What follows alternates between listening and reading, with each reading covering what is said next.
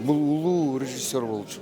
Бул жөн эле жана кинону тарта бербестен бул бүт баарын ойлонуштуруп туруп, кандай актерлорду чакырыш керек, артисттердин ансамблин ойлогон терең адам деп айтсам болот. Кайсы кино болбосун, канча кино тарттык.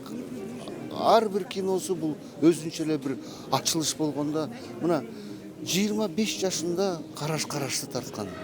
Бул кандай кино? Мындай кино жаралган эмес, жаралбайт мындай кино. Андан кийинки кинолор, жанакы Ак кеме деген кино, менимче бүт эле элдердин баары эле айтат, Чыңгыз Айтматовдун деңгээлине жеткенде канча кинолор тартты, бирок кино жакшы болсо дагы Айтматовдун деңгээлине жетчү эмес.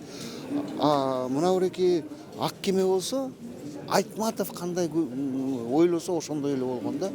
Ошондуктан менин оюмча Болот Төлөнүч Шамшиевдин кыргыз киносуна кошкон салымы бул тоо.